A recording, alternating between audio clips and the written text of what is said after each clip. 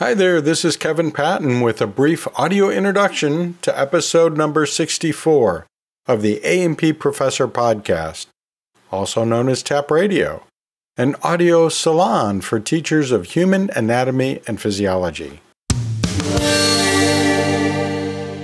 In the upcoming full episode, that is episode 64, I'm going to have a conversation with Chase DiMarco. Now, Chase DiMarco is widely known as a mnemonist, that is a memory expert, and he's also a consultant and entrepreneur, and believe it or not, in addition to that, he's an MD PhD candidate who has a passion for helping medical students succeed in their studies and in their professional exams. Now, I got a lot of support from my recent discussions of flashcard techniques in episodes 58, 59, and 60, and this conversation will complement those with an explanation of a study technique sometimes called a memory palace, which is based on something very old and very effective called the method of loci. But wait for the full episode 64, where you'll get to know Chase and learn a lot more about this memory technique. The free distribution of this podcast is sponsored by the Master of Science in Human Anatomy and Physiology instruction, the HAPI degree. I'm on the faculty of this program, so I know the incredible value it is for A&P teachers. Check out this online graduate program at nycc.edu/HAPI, or click the link in the show notes or episode page.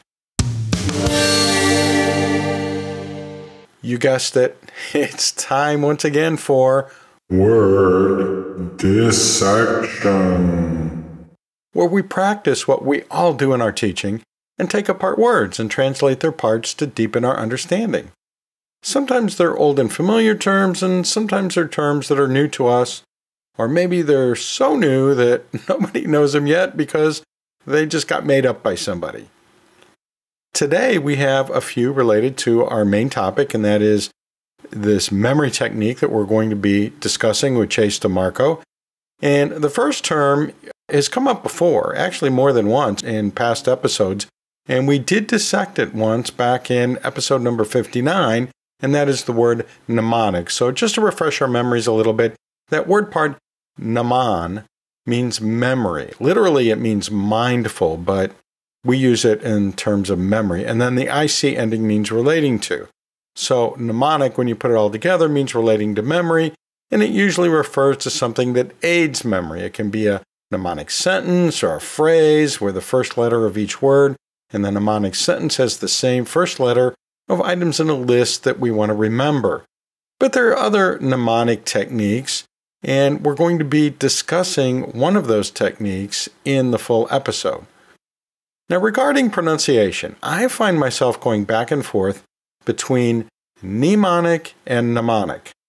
And that usually depends on the context of words around it, and my brain just goes there whether I wanted to or not, and it just comes right out of my mouth.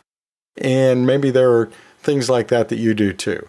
Now, the latter pronunciation, mnemonic, is preferred by most of the sources I looked at, so I'm going to try and stick with that as much as I can here. We'll see how that goes.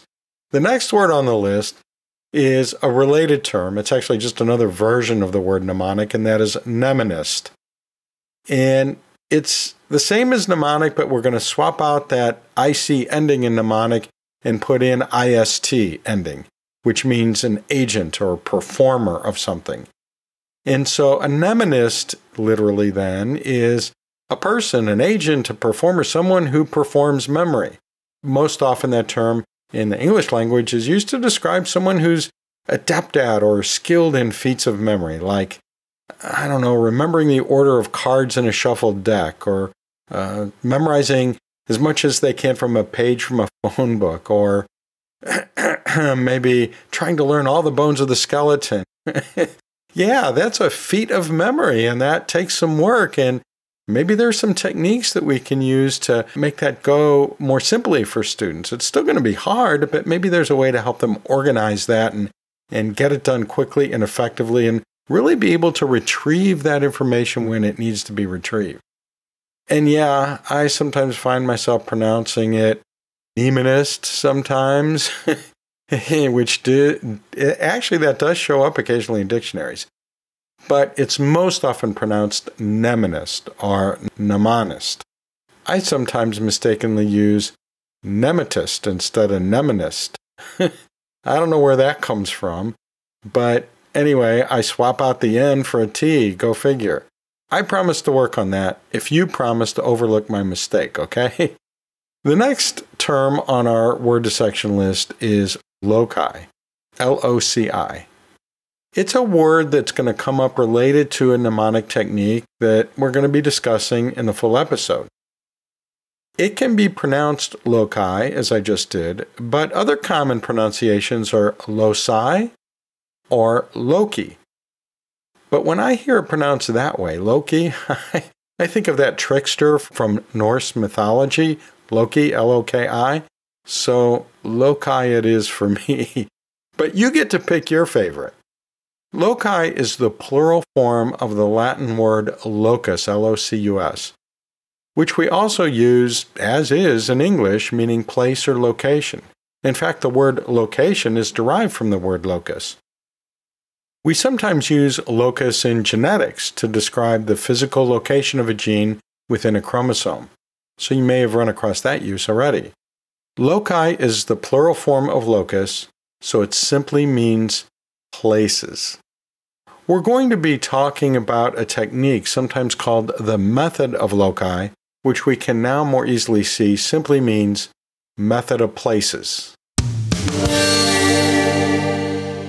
This podcast is sponsored by HAPS, the Human Anatomy and Physiology Society, promoting excellence in the teaching of human anatomy and physiology for over 30 years. Go visit HAPS at theapprofessor.org/HAPS. That's HAPS.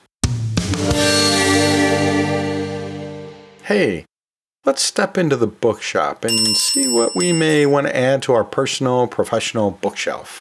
I'm going to go straight over to the medical shelf this time because I know exactly which book I'm looking for. It's called Read This Before Medical School: How to Study Smarter and Live Better While Excelling in Class and on Your USMLE or COMLEX board exams. It's by Chase DiMarco, Theodore X. O'Connell, and Greg Roden. Recognize that name, Chase DiMarco? He's the guy I'm chatting with in the upcoming full episode 64. As you can tell from the title, this book is for students in medical school. And you may teach medical students or students in some other health profession program. Or maybe you're teaching A&P to pre-meds or pre-nursing or any of the many other students in a typical A&P course. This book could be helpful to any of them, really. Why? Because all the students I just mentioned are being hit with what surely feels like a fire hose of information. It feels that way because it really is a lot of information and ideas to learn in a very short period of time. And most of them will eventually be facing licensing or other professional exams of some sort, right? Whether it's COMLEX or NCLEX or even tryouts for Jeopardy, the advice and strategies offered in the book could be a game changer for some students. This book covers all the important things to consider when trying to figure out how to succeed in A&P. For example, why study skills are important, why class participation is essential, how to use the teacher's time and resources effectively, using the school's resources, how to study at home, making a study plan and managing time effectively. A lot of my students could use that. I could use that. The value of study groups and how to organize and run a study group, and even how to optimize work-life balance. There's also a big section on test prep with strategies for both course exams and those big professional exams I just mentioned a moment ago. And because there's a lot of memorization required in A&P, yeah, you know there is, right? There's a big section on memory strategies. This is a great book to have on your teaching shelf to offer to students as a place to start learning how to study and how to handle that fire hose of ideas in A&P, or perhaps add to your list of recommended resources for your students. Just go to the show notes or episode page or the approfessor.org/book club to take a look at this book. And be sure to listen to the full episode 64 featuring a chat with the author, Chase DiMarco. Hey, you probably forgot about that survey that I've been taking that's part of my end-of-season debriefing. I'm asking you now to please take just a few minutes of your time to respond to that anonymous survey, because it's your experience as an individual listener that's important to me. Just go to the approfessor.org/survey. And as always, thanks for your support. A searchable transcript and a captioned audiogram of this preview episode are funded by AAA, the American Association for Anatomy. Check out their many resources and events on their newly redesigned website at anatomy.org. Well, this is Kevin Patton signing off for now and reminding you to keep your questions and comments coming.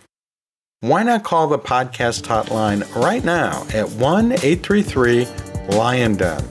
That's 1-833-546-6336. Or visit us at theapprofessor.org. I'll see you down the road.